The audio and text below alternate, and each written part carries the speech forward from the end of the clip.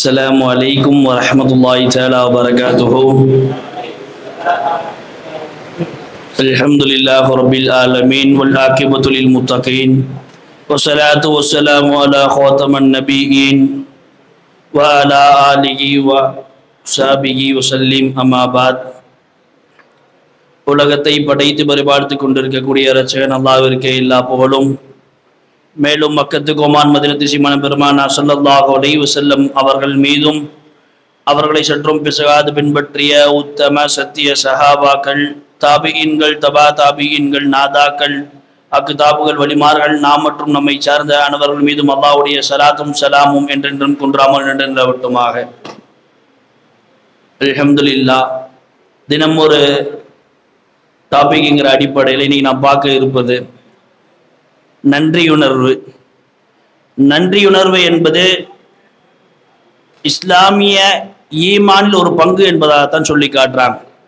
நாம் அல்லாஹ் நமக்கு வழங்கி இருக்கக்கூடிய நிஅமத்துகளுக்கு நன்றியுள்ளவராக இருக்க வேண்டும். இயல்பாகவே எல்லா விஷயங்களையும் நாம் யோசித்து பார்த்தால் எல்லா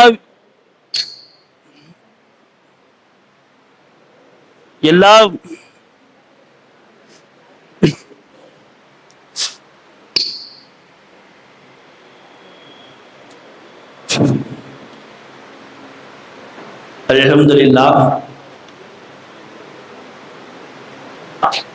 இதுக்கும் நம்ம அல்லாஹ்க்கு நன்றி செலுத்தணும். ஏன்னா அல்லாஹ் இவ்வளோ நாள் பேச வச்சது இன்னைக்கு தானே பண்ணிட்டா, லைட்டாக சொதப்பிட்டா. எல்லா நேரங்களிலும் நம்ம அல்லாஹ்வுக்கு நன்றி செலுத்த வேண்டும். நாம் எல்லா நேரங்களிலும் நாம் மற்ற நபர்களை கம்பேர் பண்ணும்போது நம்ம எல்லா விஷயத்தை அல்லாஹ் என்ன பண்ணியிருப்பான், நமக்கு ஒரு விதமான நல்லது தான் செஞ்சிருப்பான். சில நேரங்களில் நாம் ஒன்று நினைப்போம், நாம் ஒன்று நினைப்போம், அல்லாஹ் நமக்கு சிறந்த ஒன்றை தருவான். நம்ம சில விஷயங்களை அது தவறு என்று நினைப்போம், அதுதான் அல்லாஹ் நமக்கு சரி என்று எழுதி வைத்திருப்பான்.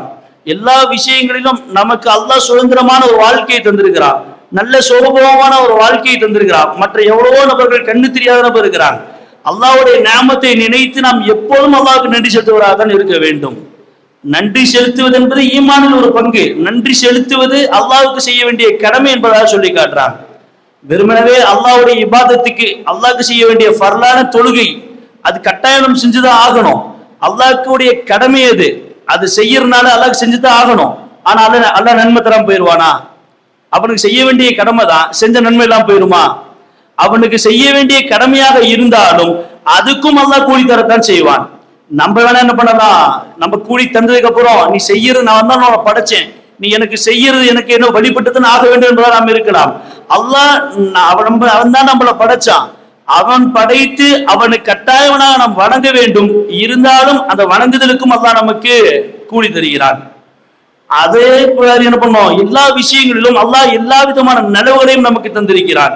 எல்லா விஷயங்களுக்கும் நாம் அல்லாஹ்வை நன்றி செலுத்துவதாக இருக்கணும். நன்றி செலுத்துவதனால் அல்லாஹ் நமக்கு அதிகப்படுத்துகிறான் என்பதாக சொல்லி காட்டுகிறான். லஇன் ஷகர்தும் லஅஸீதன்னகும். நாம் நன்றி செலுத்தினால் நமக்கு இருக்கக்கூடிய நிஅமத்துகள் அதிகமாகும் என்பதாக சொல்லி காட்டுறாங்க. அதுவே நாம் மறைத்தால், அதை மறுத்தால், அல்லாஹ்வுக்கு நன்றி செலுத்தாமல் மறுத்தால் அல்லாஹ்வுடைய பிடி மிக கடுமையான பிடி என்பதாக அல்லாஹ் சொல்லி காட்டுகிறான். இயல்பாகவே அல்லாஹ்வுடைய நிஅமத்தை மறுப்பது குஃப்ர் என்பதாக சொல்லி காட்டுறான். அல்லாஹ் என்னென்ன செஞ்சுட்டா அப்படின்னு கேட்கிறது, நம்ம வாழ வைக்கிறதே அல்லாஹ் தான். இதற்காக விட நாம் நன்றி செலுத்த வேண்டும். நன்றி செலுத்துவது, நன்றி மறப்பது குஃப்ர் என்பதாக சொல்லி காட்டுறாங்க. அதனால அல்லாஹ் என்ன பண்றான், இன்ன அதாபில ஷதீத், என்னை யாரும் நன்றி செலுத்த மறந்து விட்டால் என்னுடைய பிடியோ கடுமையாக இருக்கும் என்பதாக அல்லாஹ் சொல்லி காட்டுகிறான். அல்லாஹ்விற்கு நன்றி செலுத்த வேண்டும். நாம் சிறுக்கு வைக்காமல் அல்லாஹ்விற்கு நன்றி செலுத்தினால் அல்லாஹ் என்ன பண்றான், குர்ஆன்ல நாம் நன்றி செலுத்த வேண்டும் என்பதாக சொல்லி காட்டுகிறான். லகத் ஊஹிய இலைக்க வ இலல் லதீன மின் கப்லிக் லஇன் அஸ்ரக்த யஹ்பதுன்ன அமலுக வ லதகூனன்ன மினல் காசிரீன். நீ என்ன பண்ணுங்க, அல்லாஹ்விற்கு இணை கற்பிக்காமல், அல்லாஹ்விற்கு இணை நான் என்ன பண்ணிடுவீங்க, நஷ்டவாளி ஆகி விடுவேங்க. நீ என்ன பண்ணாதீங்க, அல்லாஹ்விற்கு இணை வைக்காமல் பலில்லாஹி ஃபஅபுத், அல்லாஹ்வை வணங்குங்கள். வகும் மினஸ் ஷாக்கிரீன், நீ என்ன பண்ணுங்க, வகுன் மினஸ் ஷாக்கிரீன், நீங்கள் அல்லாஹ்விற்கு நன்றி செலுத்தக்கூடியதாக இருங்கள் என்பதாக அல்லாஹ் குர்ஆன் ஆயத்தில் பறைசாட்டுகின்றான். நாம் எல்லா நேரங்களிலும் அல்லாஹ்விற்கு நன்றி செலுத்தக்கூடியதாக தான் நாம் வாழ வேண்டும். சில நேரங்களில் அல்லாஹ்வுடைய தண்டனையை விட்டும் நம் நன்றி செலுத்துதல் என்பது நம்மை பாதுகாக்கும் என்பதாக அல்லாஹ் சொல்லி காட்டுகிறான். மா யஃஅலுல்லாஹு பிஅதாபிக்கும் இன் ஷகர்தும் வ ஆமன்தும் வ கான அல்லாஹு ஷாக்கிரன் அலீமா. நீங்கள் மட்டும் அல்லாஹ்வை ஈமான் கொண்டு அவனுக்கு நன்றி செலுத்தினால் அல்லாஹ்வுடைய தண்டனை உங்களுக்கு ஒன்றும் பண்ணாது, அல்லாஹ் எந்த விதமான தண்டனையும் உங்களுக்கு இருக்காது என்பதாக குர்ஆனில் பறைசாட்டுகின்றான். வகான அல்லாஹு ஷாக்கிரன் அலீமா, நிச்சயமாக அல்லாஹ் நன்றி செய்யக்கூடியவனாக நன்றி செலுத்தக்கூடியவனாக அல்லாஹ் இருக்கிறார் என்பதாக சொல்லி காட்டுகிறான். இயல்பாகவே ரசூல் ஸல்லல்லாஹு அலைஹி வஸல்லம் நன்றி செலுத்தபடி சொல்லி காட்டுறான். அஜபன், ஒரு நபரை பார்த்து ஆச்சரியப்படுகிறேன், ஒரு முஃமினான நபரை பார்த்து என்ன பண்றேன், ஆச்சரியப்படுகிறேன். அவர் முஃமினை தவிர வேற யாரும் என்ன பண்ண மாட்டாங்க, இந்த மாதிரி ஒரு பண்பில் இருக்க மாட்டாங்க என்பதை ரசூலுல்லாஹ் சொல்லி காட்டுறாங்க. அவருக்கு எல்லா விஷயங்களும் நனவாக நடக்கும், அதற்கு அவர் நன்றி செலுத்துவார். அது மட்டுமல்ல, அவருக்கு ஏதேனும் தீங்குகள் நிகழ்ந்தாலும் அவர் பொறுமையோடு அதை சகித்துக் கொள்வார். அவரை பட்ட அந்த முஃமினை பற்றி நான் ஆச்சரியப்படுகிறேன், இவர் அல்லாஹ்வுடைய பொருத்தம் பெற்ற முஃமின் என்பதாக ரசூல் ஸல்லல்லாஹு அலைஹி வஸல்லம் சொல்லி காட்டுறாங்க. சில நேரங்களில் அல்லாஹ் நமக்கு சில சோதனைகளை கொண்டு அல்லாஹ் சோதிப்பான். அல்லாஹ்வுடைய சோதனையை நாம் அல்லாஹ்விற்கு நன்றி செலுத்துறோமா, அல்லாஹ்வுடைய நியாமத்து சில நியாமத்தை அல்லாஹ் நமக்கு தருவான், அந்த நியாமத்துக்கு நம்ம நன்றி செலுத்துறோமா இல்ல மாறு செய்யறோமா என்பதை பார்ப்பதற்காக வேண்டி அல்லாஹ் சில நியாமத்துகளை நமக்கு தருவான். ரசூல் ஸல்லல்லாஹு அலைஹி வஸல்லம் முஸ்லிம்ல வரக்கூடிய ஹதீஸ் ரசூலுல்லாஹ் சொல்லி காட்டுறாங்க, 3 பனி இஸ்ரேல்கள் இருந்தாங்களாம். 3 பனி இஸ்ரேலுக்கு அல்லாஹ் என்ன பண்றான், ஒரு நபர் கண்ணு பார்வை தெரியாதவர், ஒரு நபர் தலையில முடியலாம் வழுக்கையானவர், இன்னொரு நபர் தொழுநோய் உள்ள நபர். இந்த 3 நபரை பத்தி அல்லாஹ் சொல்லி காட்டுறான். ரசூல் என்ன பண்றாங்க, ஹதீஸ சொல்லி காட்டுறாங்க. இந்த 3 நபரை அல்லாஹ் சோதிக்க நாடுகிறான், ஒரு மலக்க அல்லாஹ் அனுப்புறான். 3 நபர் என்ன பண்றாங்க, ஃபர்ஸ்ட் அந்த தொழுநோய் உள்ள அந்த நபருக்கு அல்லாஹ் என்ன பண்றான், ஒரு மலக்க அனுப்பிச்சு வைக்கிறான். அம்சு அல்லாஹ் கேட்கிறான், அந்த மலக்கு கேட்கிறாங்க, உங்களுக்கு எது பிரியமானது, இந்த உலகத்தில் எது பிரியமானதுன்னு கேட்கும் போது அந்த நபர் சொல்லி காட்டுகிறார், இந்த தொழுநோயின் காரணமாக மக்கள் என்ன பண்றாங்க, அருகருப்பா பாக்குறாங்க, எனக்கு இந்த நோய் சரியாகுவதுதான் எனக்கு இப்போதைக்கு ரொம்ப தேவையான ஒன்று என்பதாக சொல்றாங்க. அந்த மலக்கு என்ன பண்றாங்க, அந்த நபரை தடவறாங்க, அந்த தொழுநோய் சரியாயிருது. அது மட்டும் இல்லாம அடுத்து கேட்கிறாங்க, உங்களுக்கு செல்வத்தில் எது சிறந்தது, எது நீங்க ஆசைப்படுறீங்கன்னு கேட்கும் போது அந்த நபர் ஒட்டகம் என்பதாக சொல்லி காட்டுறாங்க. அதே மாதிரி அந்த மலக்கு என்ன பண்றாங்க, ஒரு சினையான ஒட்டகத்தை என்ன பண்றாங்க, கன்றுக்குட்டியை பெற்றெடுக்கக்கூடிய ஒரு ஒட்டகத்தை என்ன பண்றாங்க, அந்த நபருக்கு தந்துட்டு வராங்க. அடுத்தது என்ன பண்றாங்க, அந்த வழுக்கை தலை உள்ள அந்த நபர்கிட்ட வந்த மலக்கு வராங்க, வந்து அந்த நபர்கிட்ட கேட்கிறாங்க, எனக்கு இப்போ உள்ள தேவை என்னன்னா எனக்கு முடி வரணும், அதுதான் என்னுடைய தேவை என்பதாக சொல்லி காட்டுறாங்க. அந்த மலக்கு கேட்டதுக்கு என்ன பண்றாங்க, அந்த நபர் இப்படி சொல்றாங்க. திருப்பியும் கேட்கிறாங்க, உங்களுக்கு செல்வத்தில் எது சிறந்ததுன்னு நீங்க நினைக்கிறீங்க, எது உங்களுக்கு பிரியமானதுன்னு கேட்கறீங்கிறாங்க. அந்த வழுக்கை தலையா அந்த நபர் சொல்லி காட்டுறாரு, எனக்கு என்ன பண்ணும், மாடு வேணும் என்பதாக சொல்லி காட்டுறாங்க. அதே மாதிரி அந்த மலக்கு என்ன பண்றாங்க, அந்த நபருக்கு மாடை தந்துட்டு வராங்க.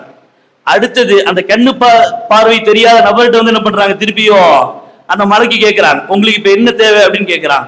எனக்கு என் கண் பார்வை திரும்பி நான் இந்த மக்களை எல்லாம் பார்க்கணும், அதுதான் என்னுடைய தேவை என்பதாக சொல்லி காட்டணும்னு அந்த மலைக்கு என்ன பண்றாங்க, அந்த நபரையும் தடவறாங்க. அந்த நபருக்கு கண் பார்வை வருது, கண் பார்வை வந்தது, திருப்பியும் கேட்கிறாங்க, உங்களுக்கு செல்வத்தில் எது வேணும்னு கேட்கும் போது அந்த நபர் ஆடு வேணும் என்பதாக சொல்லி காட்டுறாங்க. அதே மாதிரி 3 நபருக்கும் நியமத்து கொடுக்கப்பட்டது. அல்லாஹ் இன்னொரு மலக்கு அனுப்பிச்சு வைக்கிறான். ஃபர்ஸ்ட் நபர் வந்து என்ன பண்றான், நான் கொஞ்சம் வழிபோக்கனா இருக்கேன், என்ன பண்ணிருச்சு, செல்வங்கள் எல்லாம் தீந்துருச்சு, எனக்கு ஏதேனும் நியமத்துகள் ஏதேனும் ஒரு ஒட்டவு தந்தீங்கன்னா நான் போய் என்ன பண்ணிடுவேன், உங்களுக்கு திருப்பி தந்துடுவேங்கிறாரு. அந்த நபர் என்ன பண்றாரு, தன்னுடைய பழைய நிலையை மறந்து இது என்னுடைய செல்வம் என்பதாக சொல்லி காட்டுகிறார். அந்த நபர் என்ன பண்றாரு, எல்லா நிலையும் தன் இருந்த எல்லா நிலையும் மறந்து மக்களால் அவர் ஒதுக்கப்பட்டதை எல்லாம் மறந்து இது விஷயத்தை சொல்றாரு. அதே மாதிரி அடுத்த நபர் சொல்றாரு, 3வது நபர் கண் பார்வை தெரியாத நபரிடத்தில் போகும்போது ஆதாமின் ஃபல் இரப்பி, இது என்னுடைய இறைவனுடைய அருட்கொடை, நீங்கள் இதில் இருந்து எது வேண்டாலும் எடுத்துக்கொள்ளலாம், அது மட்டுமல்ல நீங்க எடுத்த எந்த பொருளையும் திருப்பி என்ன பண்ண தேவையில்லை, எனக்கு தர தேவையில்லை என்பதாக சொல்லி காட்டுறாங்க. அந்த மலக்கு சொல்லி காட்டுறாங்க, இது எல்லாமே நீங்களே வச்சுக்கீங்க, அல்லாஹ் சோதிப்பதற்காக வேண்டிதான் என்னை அனுப்பிச்சான். மீதமுள்ள 2 நபருக்கு அல்லாஹ் சோதித்தான், அவங்க 2 பேரும் என்ன பண்ணிட்டாங்க, அவங்க 2 பேரும் தன்னுடைய செல்வம் தன்னுடைய என்பதாக சொன்னாங்க, நீங்க மட்டும் தான் என்ன பண்ணீங்க, அதை வாரி வழங்கினீங்க என்பதாக அந்த நபருக்கு அந்த செல்வத்தில் பரக்கத்து செய்ததாக சொல்லி காட்டப்படுகிறது. முஸ்லிம்களில் பதிவு செய்யப்படக்கூடிய ஹதீஸ்.